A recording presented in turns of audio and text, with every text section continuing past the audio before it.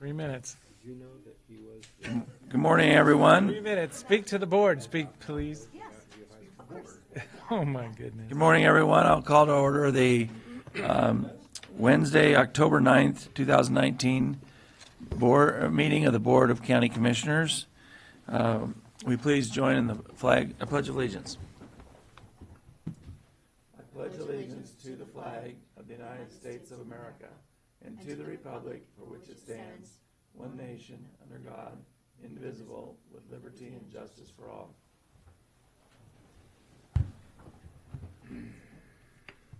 Thank you and welcome, everyone. This is the time we have for citizen input. Rhonda, are you wanting to give citizen input this morning? I saw you grab a blue form, but if you've got something, you can fill out the form after give your input if you'd like. Got 3 minutes to. He's a regular. Yep. won't speak to the audience?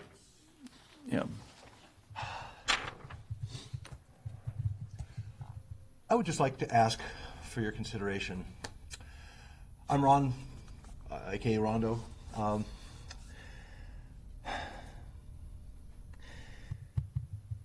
I didn't mean to make it sound like an accusation a couple weeks ago when I talked about homeless issues, but we have them and we have solutions. So what I would like is for you guys to reach out to the Homeless Leadership Coalition that meets once a month at the downtown library on the first Friday of every month, and ask that conversation to be brought here and have them have their monthly meetings here. And that would be awesome for you guys to make that move. It'll say something about you guys. Thank you. Thank you, Rhonda. And just to follow up with that, we actually, I know Eric attends regularly, our deputy administrator, and we also, on our agenda today, we are going to have a report at the end of the meeting from our behavioral health services about what we are doing. We have someone who's actually designated that works totally in that, so you'll hear about that some today at the end of the meeting. It's the last action item. Any other citizen input? Seeing none, we'll move on to the consent agenda. Commissioner DeBonne asked we maybe pull items number 3 and 4 so we have a short discussion about those appointments and what that board is, the Upper Deschutes Watershed Council. So we'll pull those 2 items. Anything else, Commissioner Dare? No, I just want to thank Summer Sears and Jody Birch for joining the audit committee. Okay. When's your next audit meeting? It'll be in December. Okay. It's quarterly. So now we have a full committee. Yes, we do. Good. All right. Any other items to pull? Okay. Let's seek motions. I move we approve the consent agenda with the exception of items number 3 and 4 today, October 9th, 2009. And I will second it. Okay. Further discussion? And this is, we're also approving some limited duration or some public health modernization items that we've discussed before on this. So, Commissioner Adair? Yes. Commissioner DeBonne? Yes. And the chair votes yes. So that means our first action item, we're going to talk briefly about items number 3 and 4. We've got reappointments of 3 people to the Upper Deschutes Watershed Council. And then looks like the resignation of 3 people from that council. So we're going to have a little report. That is a Deschutes County ordained agency, I guess, in the sense we have an ordinance that creates it. So. Yeah, just as quick background, watershed councils were created. There was a House Bill 3441 in 1996 that led to the creation of local watershed councils. The Upper Deschutes Watershed Council was formed in 1997. Their mission is to seek to protect and restore the 2 million acre Upper Deschutes River watershed through collaborative projects in habitat restoration, watershed education, and long-term monitoring. They have a list of projects that are related to river restoration, monitoring, and education. I know they work closely with our schools to educate children. They go out and do field tests on the rivers and streams. Usually once a year they come in and update the board on their projects. And they're considered a service partner of the county, and they take the Deschutes County funds and use that to leverage grants and federal funds to restore the waterway, the rivers. I know that there was a project at Waichus Creek where they restored the original flow of the river and purchased a whole bunch of native vegetation from local nurseries for that, and so they work on all kinds of projects like that. Yep, and just taking a moment for us to kind of think through that instead of just having it slide through in the consent agenda. Habitat Conservation Plan is a big document that's coming out in partnership with all the water users and the visions of what a natural stream flow would be. So these are folks that are very focused on in this area. So do want to send thanks out to Susan Butterfield, Chuck Arnold, and Danielle McBain for their service in the past, and reappointing these other folks, Jason Gritzner, Joanne Richer, and Ted Wise for this Watershed Council. So as I said, we don't talk about it a lot. We do have them come in maybe annually and kind of talk about their project list. So that was my only goal, is just to take a moment, acknowledge what's going on there. Good partnership in the health of our Upper Deschutes watershed. Sure, Darren. I believe Chris spoke to our group just recently, right after he'd Yep. taken this position. So, yes, we're aware of the education that they do provide to the community. It is outstanding. So I appreciate that. Yeah, so with that, I'll move items number 3 and 4, the consideration of board signatures for reappointment and board signature of letters thanking those members mentioned. I'll second it. Okay. Commissioner DeBonne? Yes. Commissioner Dare? Yes. And chair votes yes. Great. Good, thank you.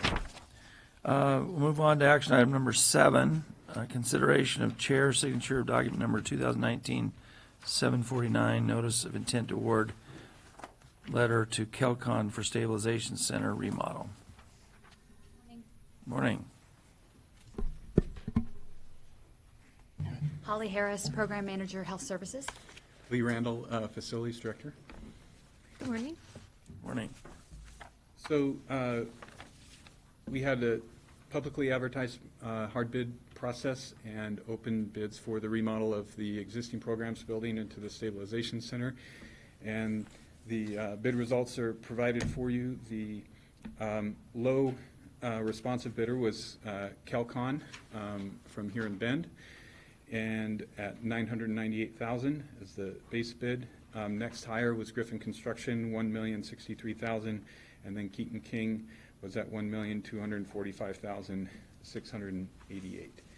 So you have before you today the notice of intent to award to Kelcon Construction.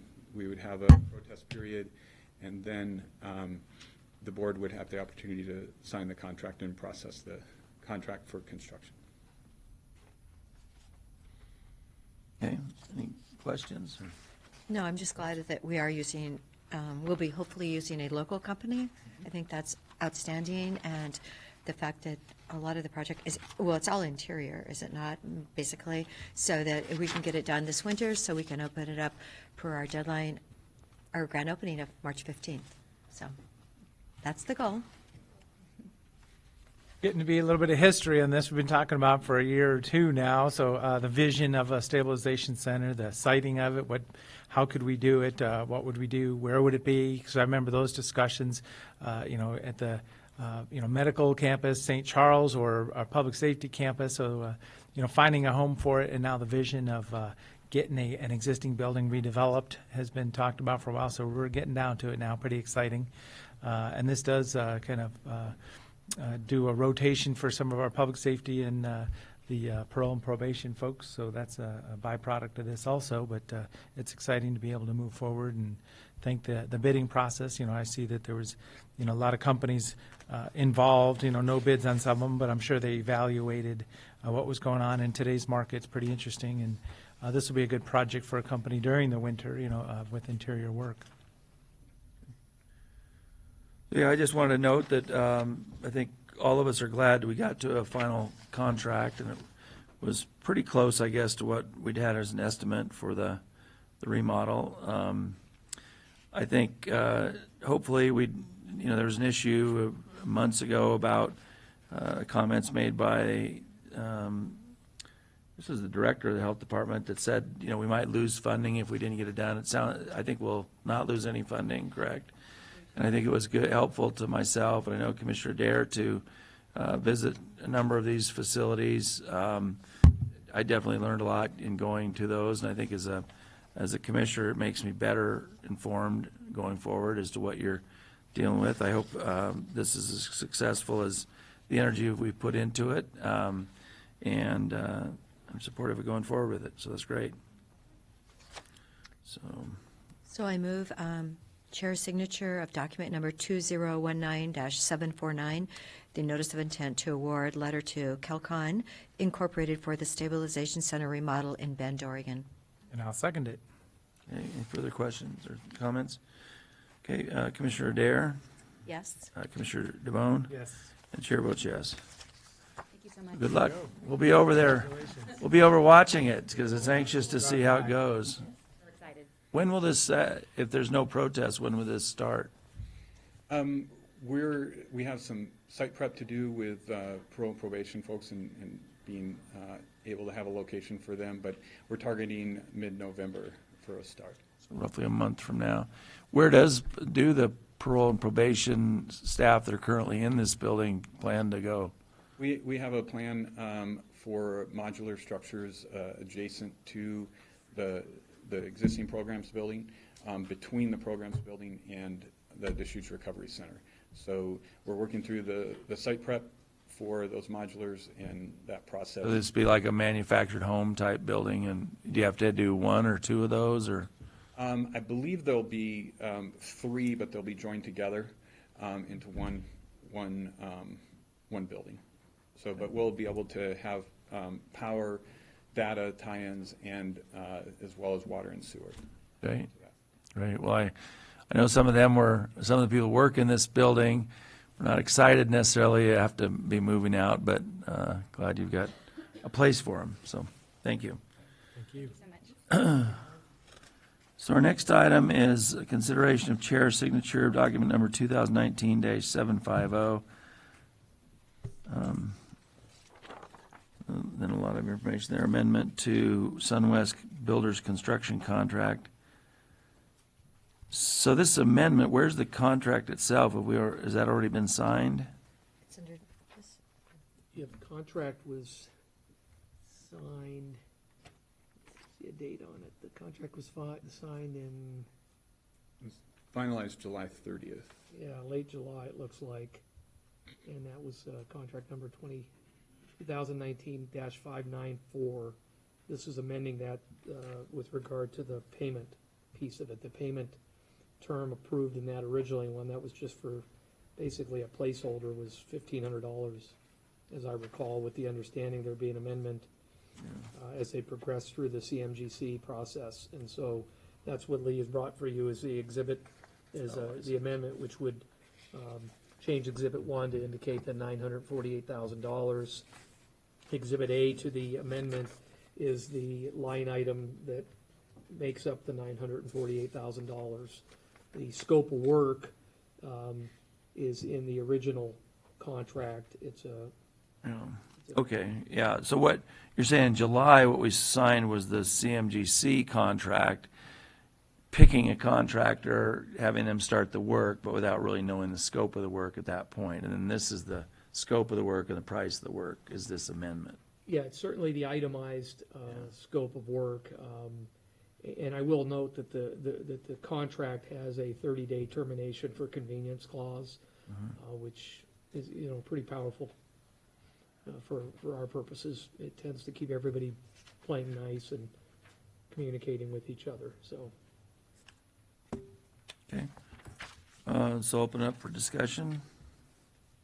Well, we had a little bit of work session, discussion on this, acknowledging that this is a construction management general contractor, kind of the opportunity to winnow in right on what the costs are, the best of our knowledge, and then savings in the project can also go back to us as an entity if the project could be done for less than this value engineering estimate at this current time.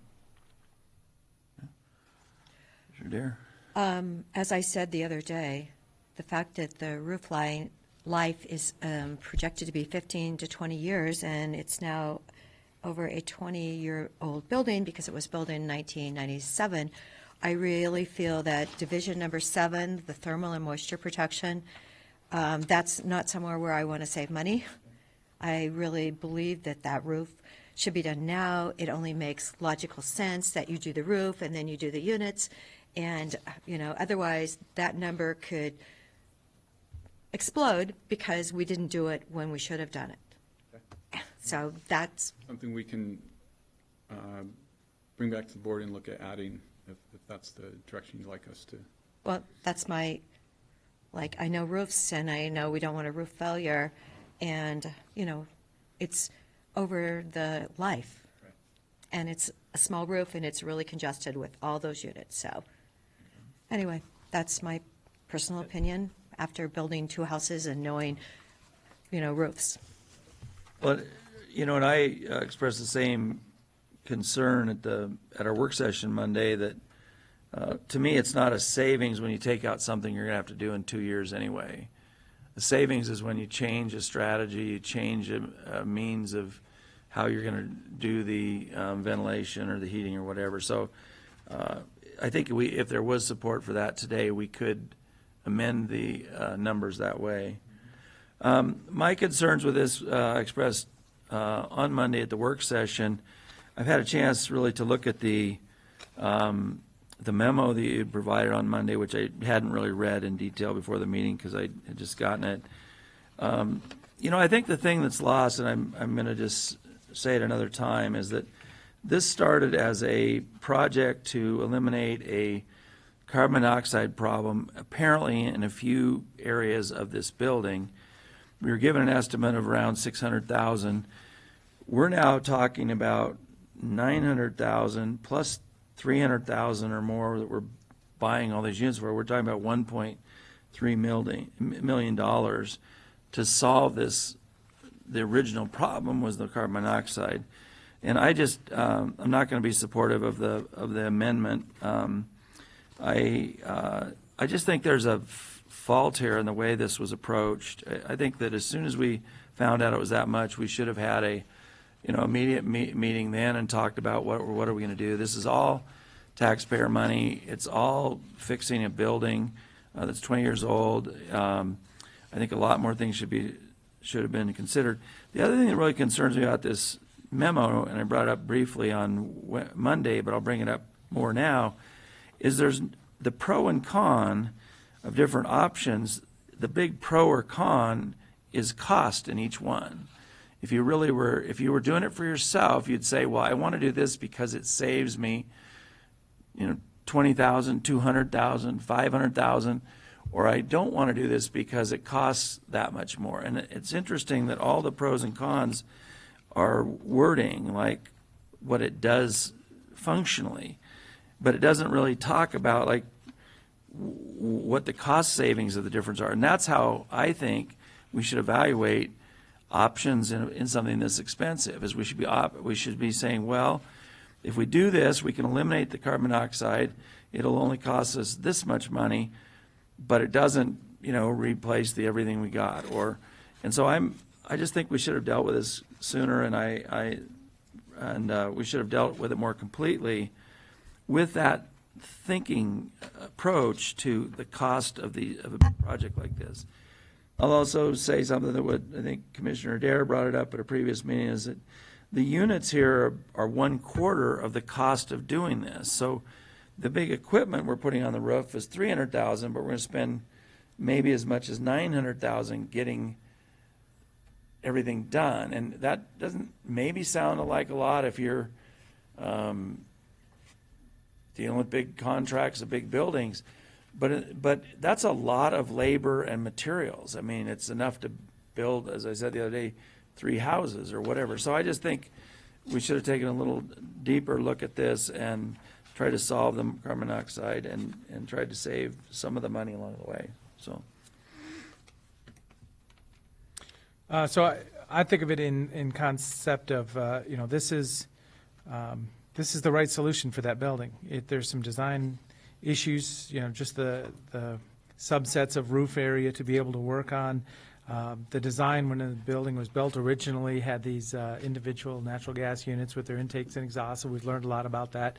The double boiler system is a big project, putting in just the boilers, the natural gas to heat the facility, and then those air handler units using the existing ducting, and then now we're going to be replacing the control system, which is a generational thing also. So, we're talking about the roof, but the controls are the next big thing.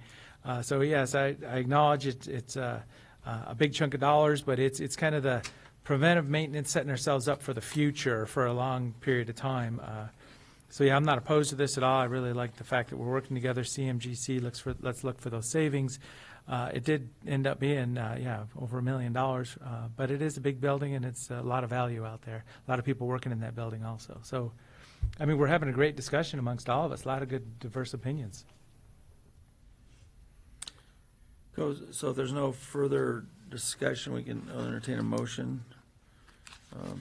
So, yeah, with that, I move. Make sure I'm looking at the right one. So approval of chair signature of document 2019-750, amending the SunWest Builders construction contract to establish a guaranteed maximum price for the HVAC system, replacement system at the Health Services Building at Courtney. Okay, can I amend it? Because I want the roofing done now. Yeah, you can move to amend Okay. the I move to amend the motion to include the cost of, let's see, it's $66,215, Division 7, to replace that with, over the $9,175. So the roofing is done at the same time. So, and I'll support that, and for discussion also. So we're talking about this is flat roof area, so it's a kind of a membrane roof. You think of it as a rubber surface up there. The units are going to come off, units are going to go on. So I think the area we're going to affect is the attachment, that edge of where those units are. So yeah, what are you talking now that this discussion's happening? What does it sound like? So it would be about a 5,000 square foot. It would be the roof well, the mechanical roof well that has a single ply roof membrane. It's approximately 5,000 square feet, and then there's a much smaller, lower roof that's maybe a couple hundred square feet that would be included as well. And then the remainder of the building has a composition shingle roof that we'll look at here in the near future, but the critical portion was the single ply.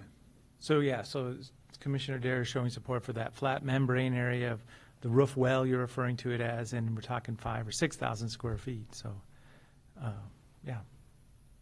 Yeah, so I think the amendment will suffice. I mean, I don't know that the exact dollars have to be determined at this point. I mean, it's probably be whatever they come up with once. It just seems like it's the right time to do it while you're up there doing everything else. You might be a good time to do the roof rather than try to do it after you've, because we're going to have all these pipes laying around there. It was the original estimate on the Yeah, 4th of September. Right. So- So So someone had to be looking at it, thinking that it was a smart time. we do have pricing from a subcontractor to do the roof at the same time. So we could easily have SunWest add that back into the current itemization, and then with board approval, include that in the contract amendment. But I do, can I make it just a comment? I do agree with Commissioner Henderson, though, over the fact that this was 4 times the cost, the $345,000 for those units. And it's now October, and it's going to be, 17 degrees tomorrow morning or something. So it's really too bad that it took so long to get to this point. And I would hope that in the future we could be part of the solution a lot earlier. So, and different options, because surely, did we have to go with 24 units? You know, there's a lot of things. The cost exploded. Well, and along those lines, I mean, you see all the big buildings going up around Bend and Central Oregon right now, the apartment buildings, the multi-story structures going up. I mean, it's amazing to have a contractor engaged and the subcontractors available at this point in time. So there's an environment out there there's a lot of big buildings going up. So for us to have this size of a project in this time frame is valuable. And I do thank the contractors for working with us in the CMG process. CMGC I know, process. but now we're dealing with winter weather. Oh, I know. I'm just So, saying, it's It's, a dicey time on another front, just having the subcontractor capacity in Central Oregon. I guess what we might do is move approval of the amendment first, and then so we'll, I think Lee would need to bring back a second amendment to address the roofing piece that you've authorized, or at least Well, I think indicated that you've approved. I was thinking we were would approve the amendment in form, or, without the exact number, but with the concept, and then we'd vote on the contract, or, the basic scope of work. Is that all right, or, Sure, although, it's going to be amending SunWest's CMGC piece, so that would require an additional amendment. It might be, okay. I don't know what the dollars, if it'll be in Tom's signing authority, or if it'll require coming back to the board. I could offer that as an option, because that amount would be in the $66,000 range, and Tom Anderson would have the authority to approve that as a change order to the amended contract. Yeah. From a decision-making point, I was just going to say, I think what Commissioner Dare said is that she's in favor of the overall amendment if it's amended to include that. So it seems like we would Right, and vote on Commissioner that. Brown accepted that as his Yeah. motion, so it'll need a second and then a vote. Okay. And then, we can process that as a change order then on the roofing piece. So do we, I guess I'm asking, would we vote on the amendment that Commissioner Dare had made, at least in spirit or whatever, and then vote on the overall matter that was on the Could, or agenda? you could just, I understood her to amend Commissioner DeBone's motion, so that his motion is to approve 2019-750 with the addition of the roofing component Okay.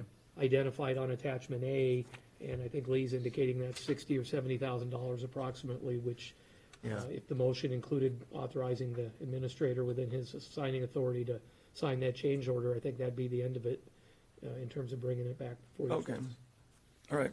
So I'll accept that amendment, so acknowledging we're taking that idea and making it the motion to approve this document in 2019-750 with adding the authority for replacing the roof. So then if you want to second that, I think we're getting there. I will Yeah, second that. There we go. Okay. Further discussion? Commissioner DeBone? Yes. Commissioner Dare? Yes. Chair votes no. So that completes item number 8. Thank you, thank you for coming in, Lee, and getting this all in front of us. Good luck with it. Hopefully it moves.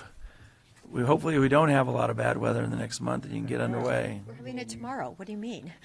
Well, hopefully we don't. Good. Open up the roof right at a snowstorm. All right, our next item, number 9, is DCHS Behavioral Health Homeless Services. And whoever's going to join us on this, I think this is just a discussion, really. We're looking forward to it. I think we asked to have you come to the, so. So I'm not the one presenting on it, but Colleen Thomas and Molly Wells are planning to be here at 11 on the agenda. So I don't know, I can certainly call them. Yeah, we're just that quick. Okay. Yeah, we're way ahead of schedule, I guess. Why don't you go ahead and call them? Do we have any other items or executive session items today? We don't have any executive sessions. We have some Also, holdover we're going to items follow up from- with, I suppose, both the MPO and the wildfire both involve CDD. We could get Nick over here. I think he was planning for later also. We also had the EBAC follow-up, which we could bring Kathleen down for. Yeah, I can text her. I need to get my notes for So that. just kind of other items, yeah. Didn't bring my notes for that either. So, yeah, the EBAC, we could finish, that'd be a great thing to finish up, because I don't know that we're going to have to meet this afternoon. So, and I did bring the notes on the MPO, so you can describe to us there. I've You wanna- committed to being back in La Pine at noon today, so I'm just acknowledging that I might roll at 11:15 if we kind of commit Okay. to fitting. Well, with- why don't you, I was planning on, being available back at about 2 o'clock today or 1:30. why don't we go ahead and why don't you tell us about this, or do you have it with you, or you want to read mine? Yeah, so I didn't print that out now. I this was is thinking on this the afternoon MPO. we'd get to all this, but Well, I don't, is there anything else we're going to need to do this afternoon? I mean, I think we'll Yeah, so finish just this up other items. before Good. noon. I think you need to be there at noon or leave it? be there at noon. Okay, well, we might get that. Yep. Get you out of here 11:30. So the Bend Metropolitan Planning Organization, MPO, remember, is federal dollars because the city of Bend has surpassed 50,000 people. So it's a metropolitan planning, and it happens across the country. The governing body for that is representation from the Deschutes County, ODOT, and the city of Bend, plus other folks around the table, if we choose. And an MPO at 50,000, remember Bend's getting to close to 100,000. The footprint of it is kind of mandated. So over the years, it's grown out to where there's population density just outside the city of Bend. So that, a little bit of history there. This is an update to the bylaws, nothing real substantive. Basically, there's a definition over time of a seat of the Technical Advisory Committee. So the MPO board is the ODOT, Deschutes, and the city of Bend. But then there's a Technical Advisory Committee. So there's two sets of bylaws here. Technical Advisory Committee. COIC has had a seat on the Technical Advisory Committee, and then a seat was added for the Cascades East Transit, and then we found out that really Cascades East Transit is the one that want to be there. So removing the COIC seat because it really is the CET seat. So that's, on here very specifically. Bend Lapine Schools make a voting member. So this is Technical Advisory I'm referring to. So this is kind of the subcommittee of the group. So there's a motion to, or and including this DLCD. is that Bend Lapine Schools becomes A voting member. So they've of the always been at the technical table, advisory. yeah. And also DLCD. What was the idea with representation. the Bend Lapine Schools being on the Metropolitan? I think, so there's different discussion. So, some people bring in the concept of the human school bus, the routes that people will walk to school, but also advocacy for bike lanes or sidewalks. But then on top of that, it's just traffic patterns for the commute hours also. So it's really, technical advisory is just kind of laying out all the different interests. DLCD, as I say, has been at the table. So that's, kind of land use. So this is just, and what these really are aligning it to how it kind of flows today. It's not looking for the next thing, it's kind of just documenting how it's evolved over the years. I'm just curious that, I wonder what percent at 8:30 in the morning, because I take my son to school and I see the buses, at what percent of the traffic is school buses and school kids during that deal? I mean, it's there if you have to go by a school. I guess that's would be the idea, is that it's affecting the I was traffic say at that technical time. advisory is really just kind of opening up and putting all ideas out there, because then they'll come with recommendations to the board itself, MPO board. Tyler Dickey's the staff person, and a couple other For, folks. Bend Lapine. No, MPO. So, City of Bend, Tyler Dickey is a City of Bend employee, but he's, the planner and basically director of the MPO, so as a City of Bend staff. Because these are, as I say, this is qualifying for federal dollars for regional planning a little bit more. So that's, And what's the Basically what we're doing. LCDC role about in the?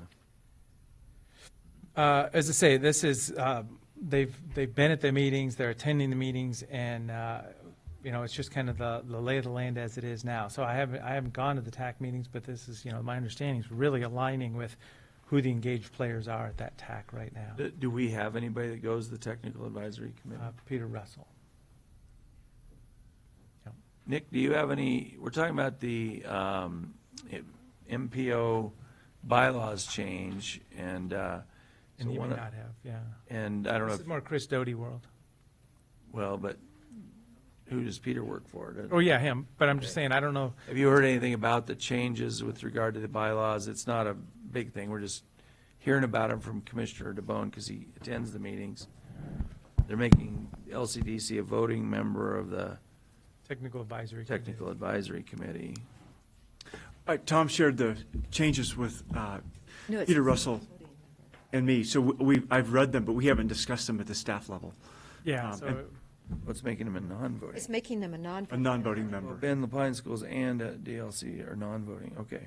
Well, the school isn't, and now they're switched to a voting member, but DLCD is currently a voting member. So it's, Oh, they're reversing. Okay. yeah, they're reversing it. So they're giving more local input. I mean, really local. Yeah, so I was backwards on the one of them. What, and then I saw that they're reducing the city membership. What was the thought behind that? Any idea? So the at the MPO meeting, MPO board itself, so there's two sets of bylaws, so that's the other one. So the dynamic is, it's 3 individual votes by 3 entities, either the county, ODOT, and the city. So the city has always been, a quorum of the city members is 2 for 3, but they end up with 1 vote. So it's just a little bit interesting dynamic. So staff usually will sit in if there aren't 3 city councilor members there. So really, it's just kind of clarifying how the city gets to a vote with their elected officials a little easier than with staff members. Okay. So as I say, it's kind of the way we do it today. It was an interesting comment last night, or actually an interesting question at the State of the City. Someone wanted to know if the county paid their fair share and for running roads. Transportation, okay. Yes. And Eric King properly answered the question and said we were a wonderful partner. So, Well, and that's interesting because, as I say, these 3 entities are figuring out how to spend these federal dollars. But then Deschutes County, we've got the capital improvement plan, the CIP into the future. And yeah, we're writing checks or committing to $5 million at a time, like the North Interchange, North EIS. So that's very valuable, the fact that we're able to come up with big chunks of money instead of, if we, I don't know the partnership concept that was laid out last night, but if we offered $200,000 at a time for smaller projects, $1 million will disappear real quick. So I think the value of the county's investments are big chunks of money to do bigger projects. So, as I say, I wasn't there last night, but that's what I've always kind of figured out. So are we being asked to give? Well, I'll be you the voting vote? on this. I don't know that we've ever really made it, and this is sharing with the other commissioners about what I'm representing of the Board of Commissioners. So we can formalize it or acknowledge it. As I say, I think. When, and what are the meeting dates for? We have it monthly. Next Tuesday is a monthly meeting, In the morning? midday, noon. It's in this building. Do you have any further questions? Or? no, I don't at this time. Thanks for sharing it with us, and So I'll Sounds like acknowledge there- that as support for those bylaw changes. As I say, we can formalize it if we want, or, it'll be formal when I take a vote at that meeting for those changes. I just know that schools are incredibly impactful, and I'm glad that they're bringing the Bend Lapine School to give them a vote. So, and then I know there's all those unintended consequences from the time changes, the starts for the schools. And now, because the older kids are going later, they're not home now to watch the little kids when they get home, all those kind of problems. So, well, it's interesting, having watched the time changes and used to be the getting kids to school was the thing that got everybody in the house up. It got a lot of people up because it was so early. They had to be there at 7:30, so they had to be up at 6:45. So now it's different with the older kids. So, but then the younger kids still go early. It's interesting, but we'll see. I guess they think they'll perform better, but I just noticed it's a lot busier to drive around at the later timeline. It's harder to get to school and stuff because there's a lot more traffic at the 8:30 time. So. I would think so. And some of those 8:30 people could be driving themselves. Some of the kids that drive. Well, some are, yeah, they are. And then there's just a lot of more people driving at 8:30 than 7:30. Okay, good. Well, thanks for that update. So, do we have are we ready to talk about the homeless efforts? Okay, so come on up. I forget what we called it on our agenda. I gotta find my agenda again. What's that? We have it. Yeah, thank you. So thanks for coming over. We usually don't run a half an hour early, so that was a big deal to us. Unique. It was a unique morning. Behavioral Health Homeless Services. Yeah, and we're excited to have you here. We just as a preface, we'd asked to have you because we're talking about homelessness in other meetings, but we really have never had a full-on report of what you see and what your experiences are. So we're excited to see you. So We're excited to be here. good. For the record, I'm Molly Wells-Darling. I'm the new Intensive Adult Services Manager. So And she came from Pendleton. many moons ago. Yeah, I came yeah. from Pendleton. Yeah, Pendleton, and then I was at Deschutes County for years, and then at the hospital, and now I'm back to Deschutes County. Colleen Thomas is our homeless outreach coordinator, and she is the expert on this, so she is going to be the one giving the presentation. Holly, what's your new title? I didn't realize I knew you'd left St. Charles but It's intensive adult services. Okay. So the DCDC clinic and all the services that are within that building. okay, Number good. of different Thank you. Do you all get a copy of I have a few Yes. extra. Okay. did. So, It was in our pocket, yeah. Okay, yep, awesome. here it is. Colleen? Yeah. So I will see if I can pull it up here. Is it Molly or? Molly, Molly. I'm sorry. that's okay. Okay.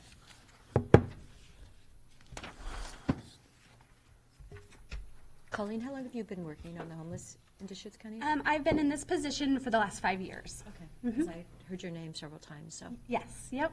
Yes, so I've been the homeless outreach coordinator for Deschutes County Health Services for the last 5 years. Before that, I spent some time on the crisis team. And I also currently chair the Homeless Leadership Coalition, which is our local continuum of care here in Central Oregon. Let's see. It's been a while since I've used PowerPoint. I guess, is it this one clicker? There we go. Okay. Do you want me to click for you, or you? I think, yeah. All right, so this is kind of just an overview of the homeless services that we have here in Deschutes County. We're going to review a couple different things regarding the point in time count and what Deschutes County Behavioral Health sees in regards to individuals experiencing homelessness throughout our county.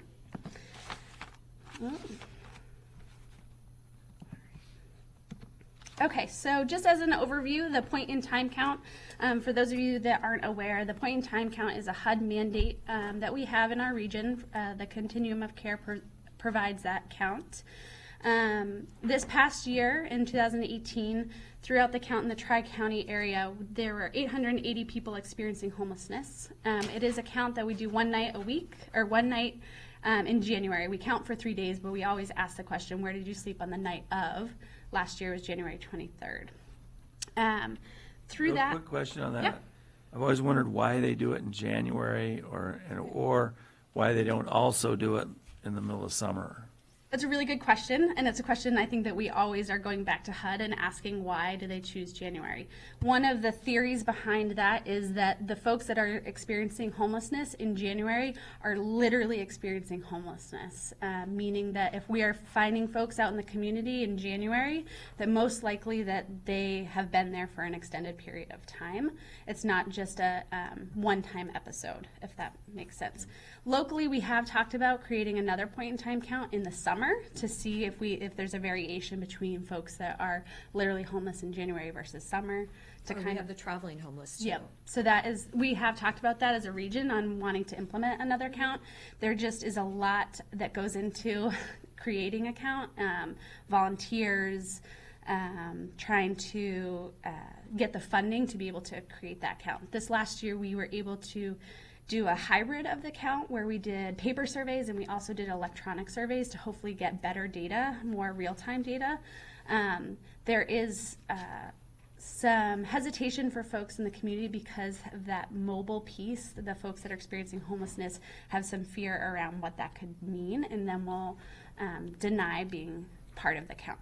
One of the things is it is a volunteer count. So folks, even though we might be seeing them at their actual homeless camp, they can decline to participate in the count. So I always just like to preface that the point in time count is what we have for data regarding individuals experiencing homelessness, but it's only a glimpse of really what we're seeing in our region because it is voluntary. The count, the last 2 years only had 22 veterans listed each year. So we know there's a problem with that number. Yes, and locally, the Homeless Leadership Coalition, through our coordinated entry system, which provides services to folks that are that have high vulnerabilities, that are literally homeless, we have more folks on that list than we do at the point in time count. So there's also, we can make a lot of assumptions of why that is. What we hear from folks is they are fearful of providing information for the count because they're afraid that then they will be asked to leave where they're located. And so there's just a lot of fear around participating in that. A couple years ago, unrelated, after the point in time count, there's a big sweep at one of the homeless camps. So there's that kind of historical thought that if somebody participates in the count, they're going to be asked to leave where they're located and almost be outed for where they're camping. I have another question about the point in time. Why does it involve both Jefferson and Crook counties? Because that seems like a huge land mass compared to, it'd be interesting if it was just focused, what we'd come up with if we just focused on our county with our resources. So the point in time count, as I mentioned, is mandated by HUD, and HUD does that for each continuum of care. The continuum of care for Central Oregon includes Crook, Jefferson, and Deschutes, as well as the Confederated Tribes of Warm Springs. So we have to do it region-wide. I mean, there's another question, if we could do that, just focus on a Deschutes County count, but I think that the region would also want to participate in that because the funding that we do receive through the continuum of care is for the Tri-County region. It goes into our regional assessment for the health program, so the numbers are really looked at there. Yeah, and I would say too, so in Central Oregon, 70% of people experiencing homelessness were unsheltered, whereas the whole state of Oregon, only 64% of individuals experiencing homelessness were unsheltered. So again, this is a nationwide count where it's really an unfortunate way that they mandate us to do it because it's only a glimpse and it's the data that we use. But it is compared to different regions, different continuums, and we're comparing our numbers to New York. It doesn't really add up, but that's kind of where HUD is going. One other comment on the January date.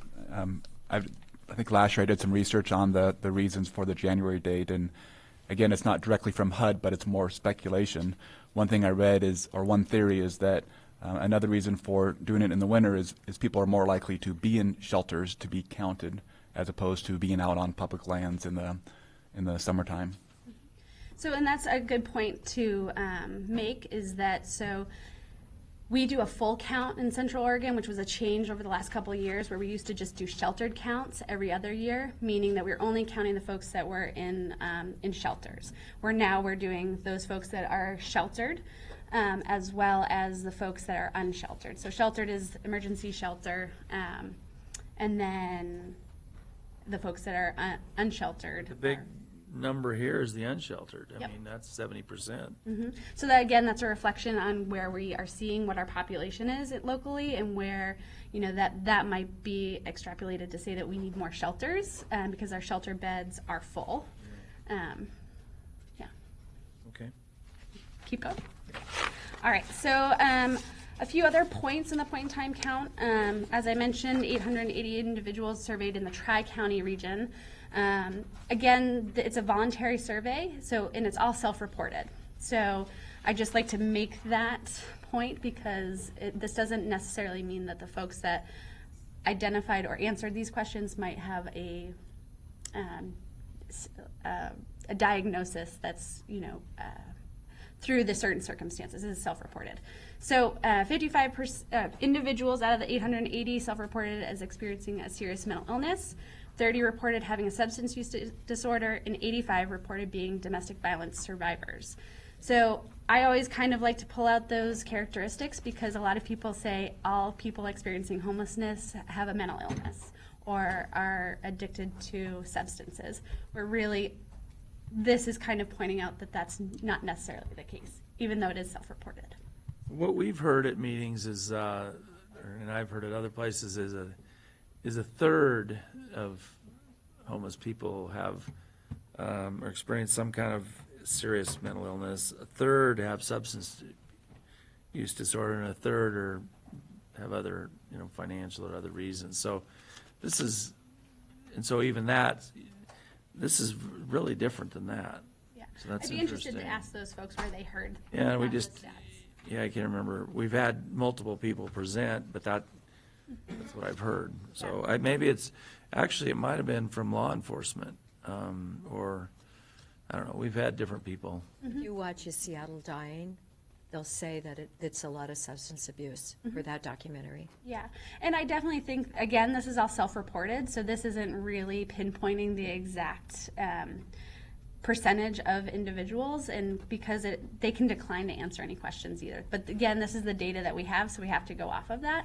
So you can go either side of whether we see. But if you look that's- at our numbers of parole and probation, the two major categories are domestic violence, the people that are being watched, it was up to 250 a month. And, yeah, so that one does follow. Well, the other thing that's kind of interesting is that you add all this up and you're still below 20%. So if you ask the other 80%, they're just there because I like it? I mean, what would be their, what would they be their self-reported reason for being there? I guess aren't able to ask that question, or? So one of the questions on the point in time count survey is what was the cause of your current homelessness? I don't know if I have those exact numbers in here, but this is something that I can get to you. One of the highest reports is inability to pay rent.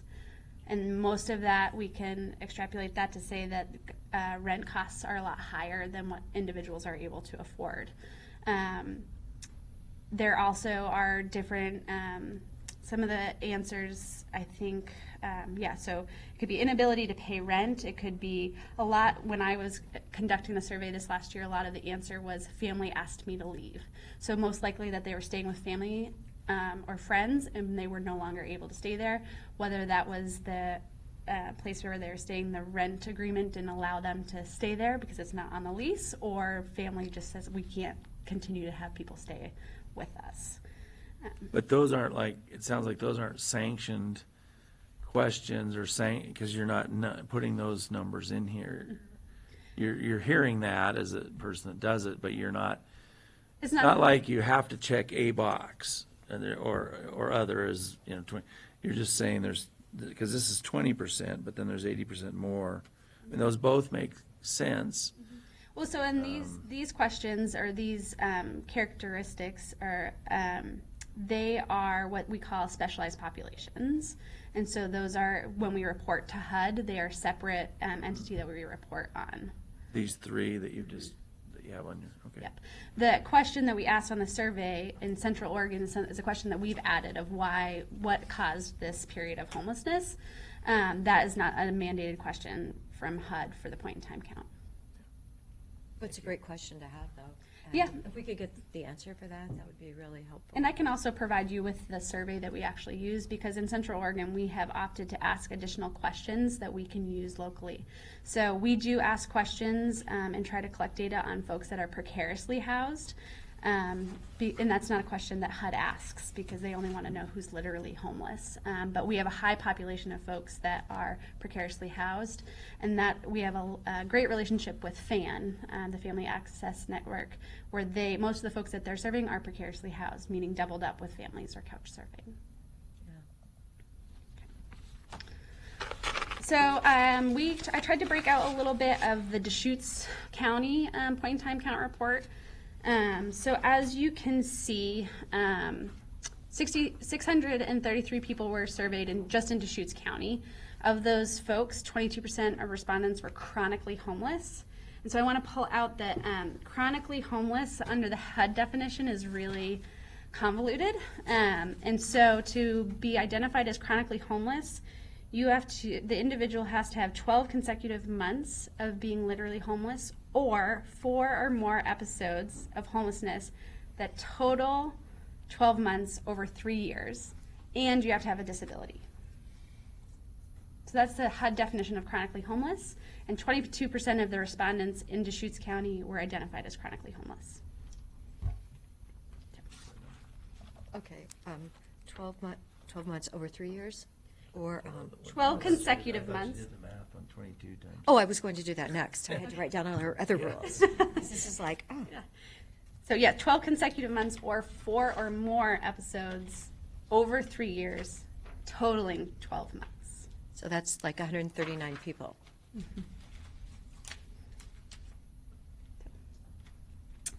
Okay, so some trends that we are starting to see in Deschutes County of folks that are experiencing homelessness in the last few years are family and working class individuals, migration from other parts of the country, unaccompanied youth, and individuals living in RVs and other vehicles where with nowhere to park them. I'm sure you have all heard of that. So one of, just as an example, I hear a lot of folks that are migrating to Bend because they hear that we have a lot of jobs available. And so folks are coming here with the hope of finding work, but aren't doing the research necessarily on our housing crisis and are ending up on our streets or in our homeless shelters. So your last point about the RVs and other vehicles, so are all those, like out there on Hunnell Road and stuff, is that all counted as, during your count, anybody that's in a RV or a whatever, living out of a vehicle or anything like that? So someone that is living in a vehicle is considered literally homeless. It gets a little convoluted with the RVs. So if in a round way of saying it, if the RV does not have access to hookups, meaning water, sewer, electricity, then that is considered homeless. If they have hookups, then they are not considered homeless. If they're paying rent, so like on somebody's property, then that's not considered homeless. But all the ones you see quite a few on the streets in Bend now, and certain streets specifically, so they're not using the sewer there or septic there. They're not using water from there. They're bringing all that in. They have a generator maybe to keep their batteries up and stuff like that. So they would definitely be considered to be experiencing homelessness and would be a part of our count. That was like this morning driving in on Friar Road. There's a new facility you can pull in with your horse trailer and go riding, and there was somebody parked there this morning really early. So I was thinking like, okay, they found a spot to park where it's, out of the way. And in the long run, I think that a lot of individuals feel or have the assumption that it is cheaper to potentially buy an RV or some kind of camp trailer. The problem that we see is that there is no place to park them. Our RV parks are full, or the cost to park in different locations is pretty expensive.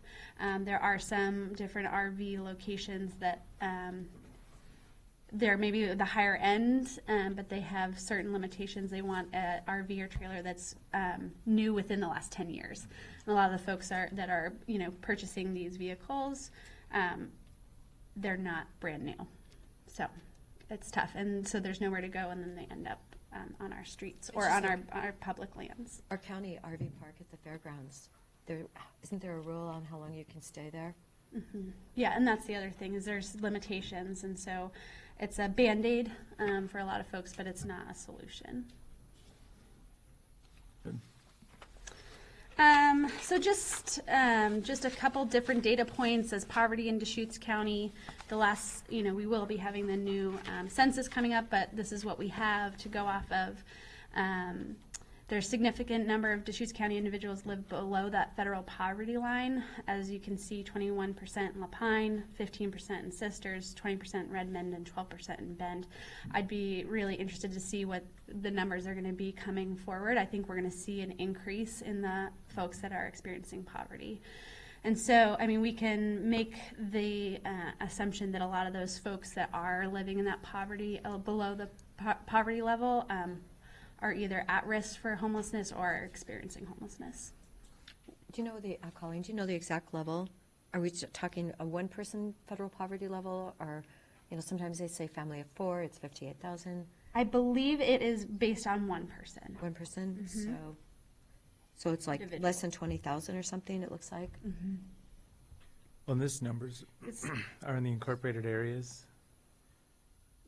Yeah. So, this is, 2/3 of the population. There's a lot of unincorporated areas too.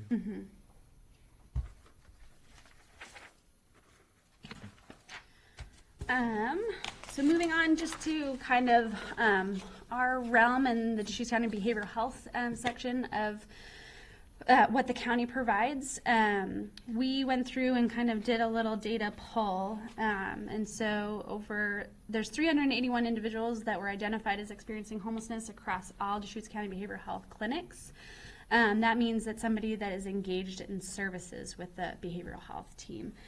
How we gathered that data is we went through, I won't really go into all the nitty gritty, but went through the last 3 months of progress notes for those people engaged in services, and they had to have so many different words related to homelessness in their progress notes. And so that is the number that we came up with. I would assume that it might be bigger than that, but that is the number that we have for right now. So, homeless outreach for Deschutes County is my position. It's called PATH, Projects and Assistance for Transition from Homelessness. It's a state-funded program through SAMHSA. And the target for that grant is to serve folks that have a serious mental illness and are experiencing literal homelessness. So I always like to put out that literal piece because under HUD's definition, that doesn't include folks that are couch surfing or doubled up. So it kind of is a very specialized population. Why doesn't couch surfing or, as you said, doubled up, why doesn't that qualify? Because it's considered sheltered. They have a place to be, and whether they are choosing that or not. It's, again, it's a HUD definition, and so we're trying to focus really on a vulnerable, like the very vulnerable population of literal homeless folks. So PATH, it is myself as one full-time employee to do outreach to all the county for folks that are experiencing homelessness. And part of my role is to provide direct outreach to folks, provide case management, skills training, help folks obtain entitlements like Social Security, health insurance, birth certificates. We just recently got a grant last year to help folks that are from the state of Oregon that are experiencing homelessness get their birth certificates so then they can obtain other entitlements. I provide drop-in times at different local shelters, meal sites, and am out in the homeless camps across our region trying to connect folks to engage in services. A lot of the referrals that I receive are from community members, BLM. They're really they have my number on speed dial. The police department, school districts, and it's really just trying to provide as much outreach and coordination with our community partners to be able to connect with those folks experiencing homelessness and provide support and kind of wrap around them to make sure that they have the services that they need.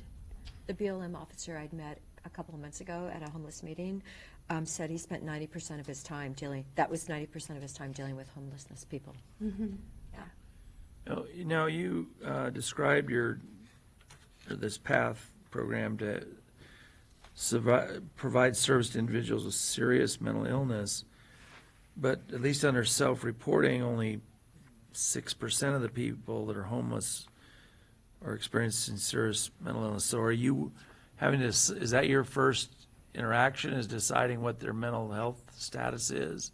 And if they're not experiencing mental health issues, you don't help them, or that program's not, I mean. So that number too, I just want to remind you that that's a self-report.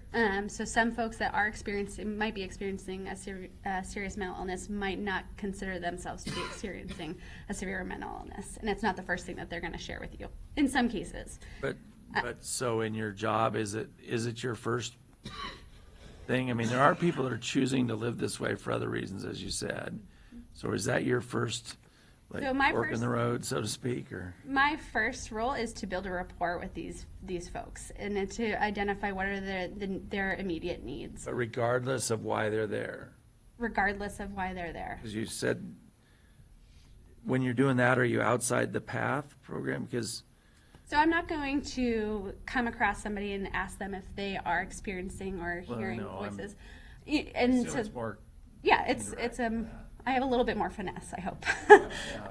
So what the role is, if somebody is needing help, I am not going to turn them away just because they don't identify as having a severe mental illness.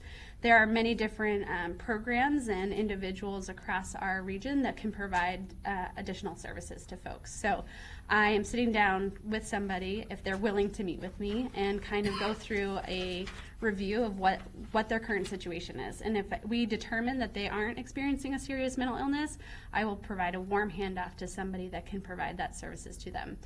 I do carry a caseload of about 60 individuals, and that is not to say that all of them have an SMI diagnosis.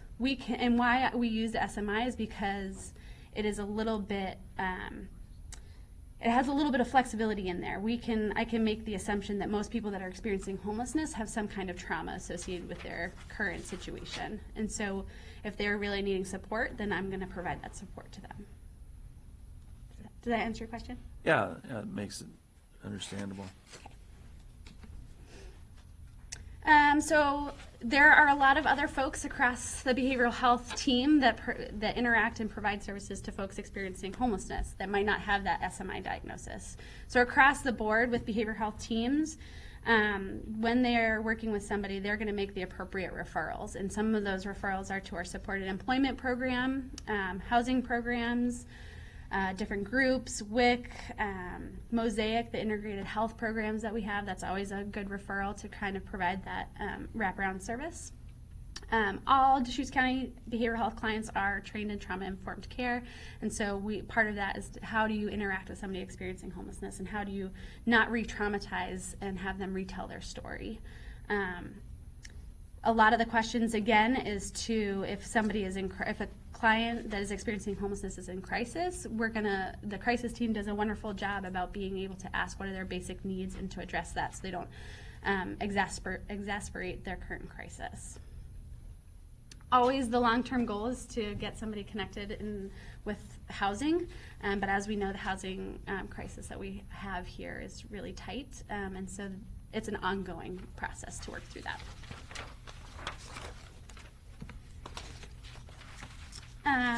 So we also, not only do we, does behavioral health staff refer folks to internal programs, but we also coordinate and work really closely with our community partners, including shelters,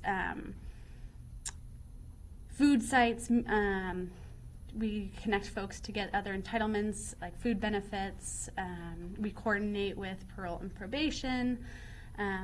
There's many different services that we try to work with.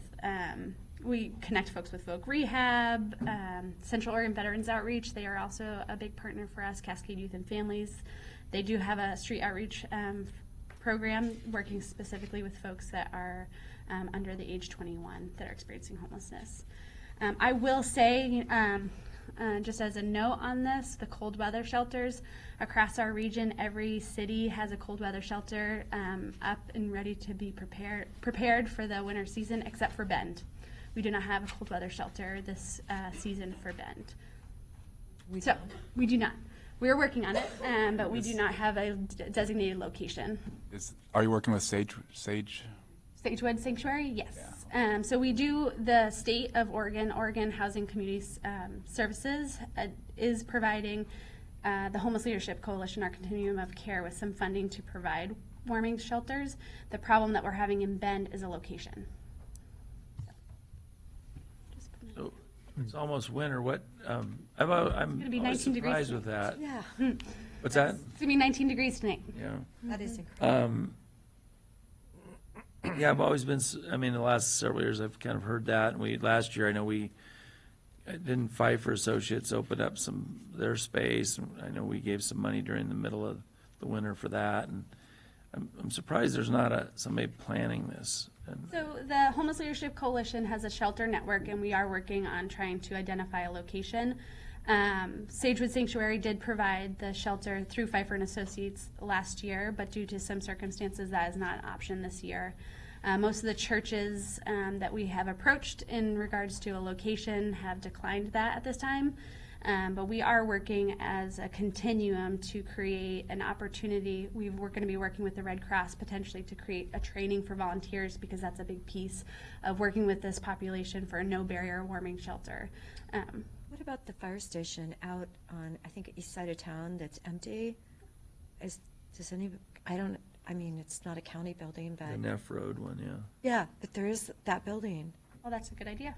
I will bring Anyway. that back to the committee. Thank you. Good. Yeah, Is so that we are one of looking the- at different locations. Is that one of the issues, is the barrier, you mentioned no barrier, so is barrier, I think it's drug or alcohol related, right? That The you, low barrier, means that there's somebody that can access the shelter under the influence of substances. is that the challenge with the Sagewood Sanctuary, is the barrier issue, or is that something else?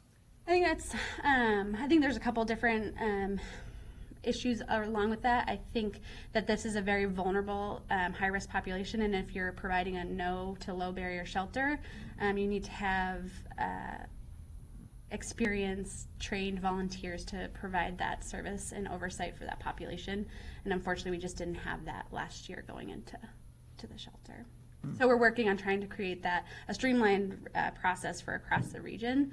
The other thing is, as you know, each city is different, where Lapine will only open their warming shelter if it's 0 degrees, but we're 30 degrees, and Redmond is 32. So trying to work with each community to come up with a streamlined process so that we can have it's easier for clients and service providers. What's Sister's temperature, do you know? I think last year was 10 degrees. I know someone froze to death a couple years ago. Yep. But And that's what people offered implemented. him. Yeah, people offered him, and he didn't accept it. Yeah. All right. So another program that we have throughout the behavioral health system is our young adults in transition. They work directly with youth that are experiencing homelessness as well. They provide the DROP. They call it the DROP, which is a drop-in center right over here at the Wall Street building. They provide laundry facilities, hygiene products, sleeping bags, and things like that to really engage that younger population and have a safe environment for them to be in. It's been a great opportunity to connect with some of the younger folks and help them connect to other resources. So, we have a lot of community partners across the region really try to provide a coordinated effort and to address, the issue of homelessness in our region. It's never going to go away, but we want to make sure that we are providing those resources that we can to those folks. So, just some of the different ones. It's kind of just overview of what, there's many different aspects to homelessness in general. So if you guys have any questions, I'm happy to Questions? answer. Just acknowledging, Bethlehem Inn has been redeveloped. It's found its, home, its permanent location. It's been a long journey on that, so the facilities have been redeveloped. But the difference between Bethlehem Inn and Shepherd's House is that kind of the barrier level that it's set at. Shepherd's House tries to do a long-term program for folks that are ready for that, but they are kind of a lower barrier place for people in need, but they get overwhelmed because I've communicated with those guys also. Yes, we desperately need a low barrier year-round shelter in our region. Bethlehem Inn is great, but it is a high barrier shelter, meaning that there's certain requirements for folks to access that as a resource. So. And this is a big picture of community issue we all need to struggle and wrestle with, so. And it's only increasing, so Yeah. I think that we'll see, with this count coming up in January, where I have a feeling we'll see increased numbers, but again, that's just a glimpse of the larger population. So do you need something from us? I mean, you've been doing this for 5 years now. It's not getting better. The numbers are going up. Is there anything that we can do to help you? Oh, you're opening Pandora's box here. Everyone talks about Yeah. it. Well, Everyone I think- talks about homelessness, and yet I was working on it in the 1980s, and it's just, you just see the trajectory. It just keeps going up, and so, and you definitely see it, and you're only one person doing this incredible, the rapport, which is so critical. Yeah, Thank you. I think, one of the things that I see, so as I mentioned, our Homeless Leadership Coalition, which is our continuum of care, there are 7 continuum of cares in the state of Oregon. Our Central Oregon, so with the exception of our continuum of care, all the other continuum of cares are funded partially by the counties. I don't know what that would necessarily look like, but I think that, when we are talking about individuals experiencing homelessness and wanting to provide more services, we don't have the funding there to provide those services. There might be grants that come out from the state for brick and mortar, but I know the county, we aren't in the business of building housing, but we can provide services. So if there's opportunity for service dollars to provide more outreach besides just myself and, the folks on the young adult team, I think that is always something that we're looking for. As I mentioned, I carry a caseload of at least 60, and there, as you saw the numbers, there's a lot of folks that are experiencing homelessness, but we don't have the services to really meet each of those individuals out in the community or where they are. I remember there are 147 children on the count with parents. And that's like a group of people that I really believe if we can get them so that they don't think that is the way that your life has to be, to target them and get them out of that spiral, that downhill spiral. I know that like Friends of the Children, if they have someone that's possibly going to go homeless, they actually can make calls to people to, help them, but we've really, we've got to step it up for those kids. What, I have a question about, so you said, caseload about 60, so is that rotating? So do you have 10 new every year and 10 that, It that you, fluctuates. or how do you, what's your impression of that? I've had folks that I've worked with since I started in this position. I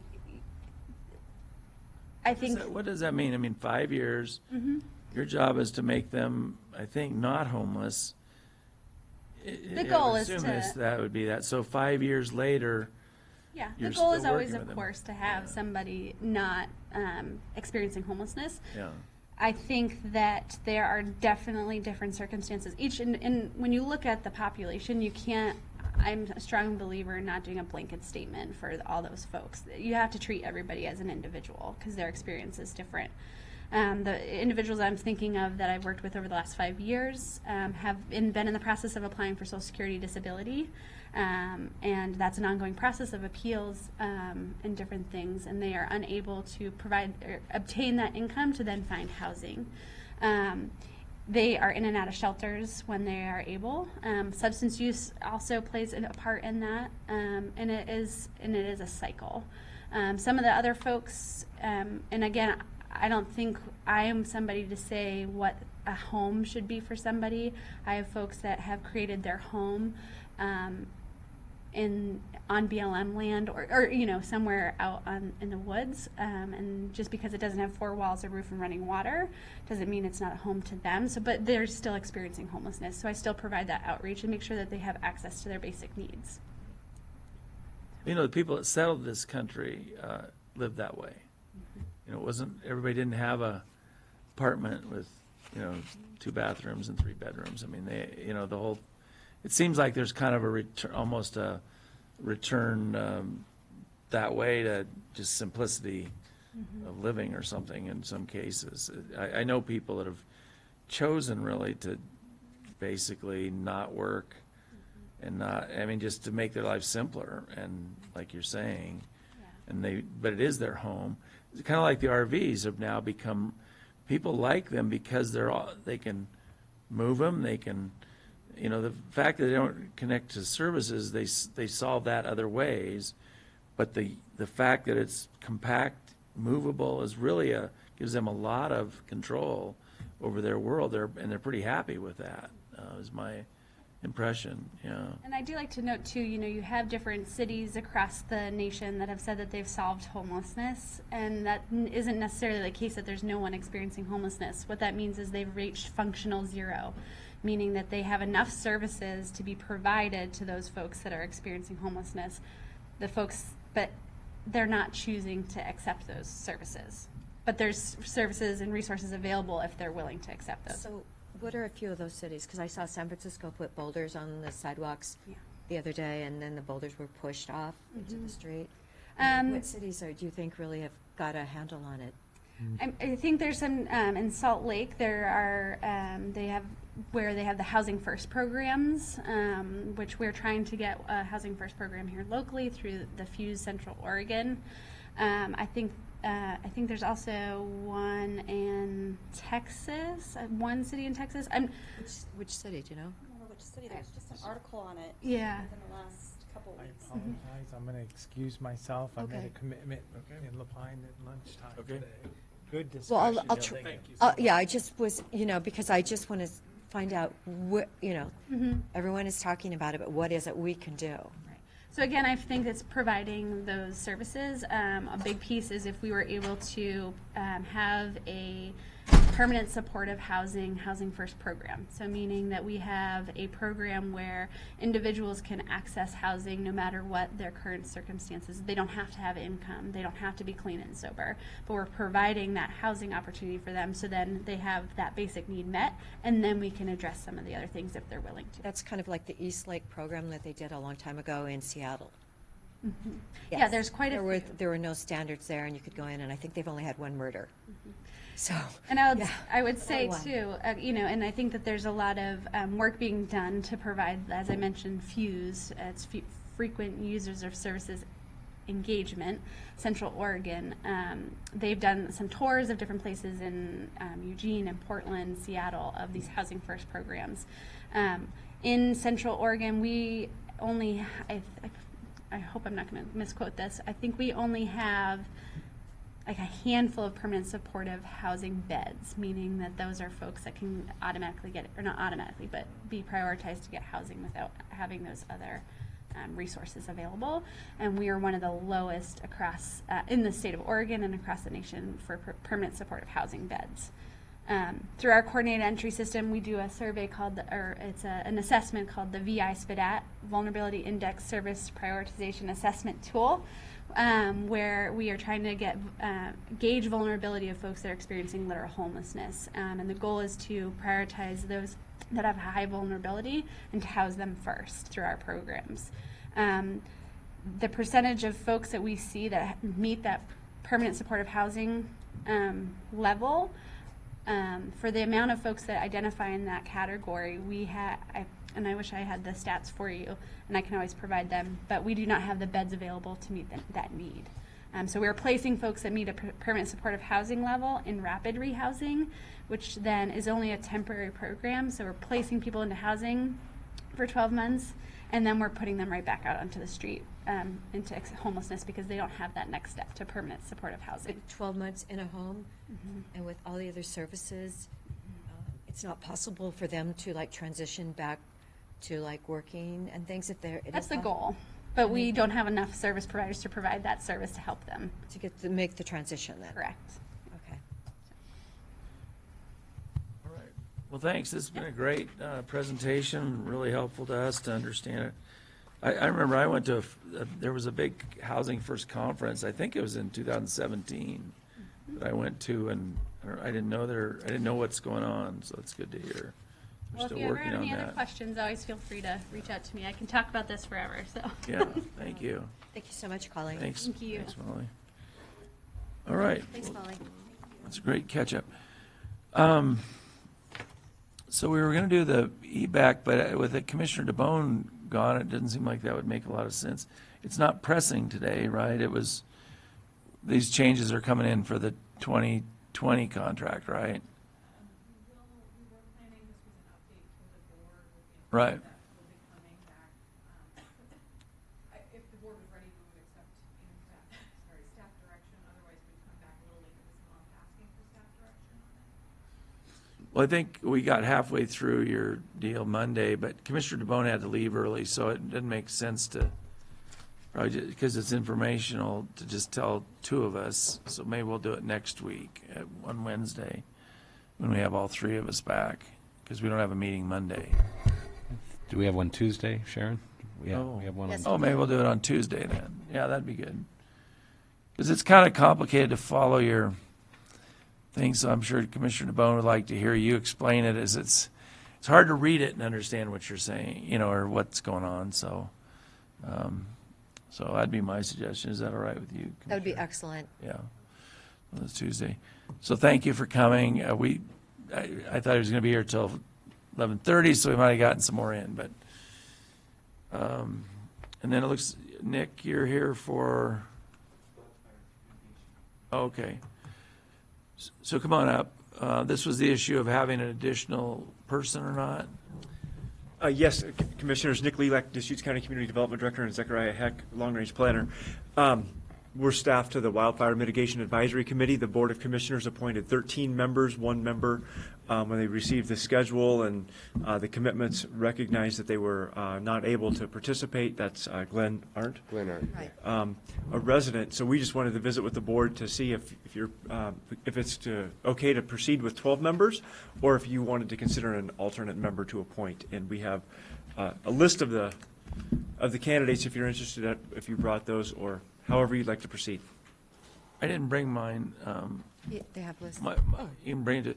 My feeling was I'm good with starting with 12 and seeing how it goes. I'm going to be at that.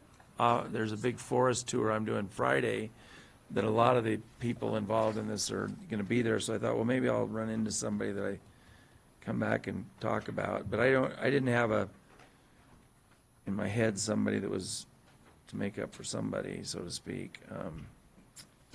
Did you have somebody you were a advocate for, or somebody? I mean, 12 is good.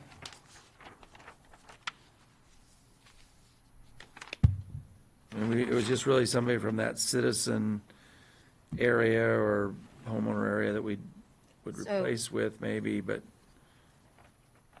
So we have Martha is on, and Jeffrey Reynolds, they're both on. So it just would be a third person.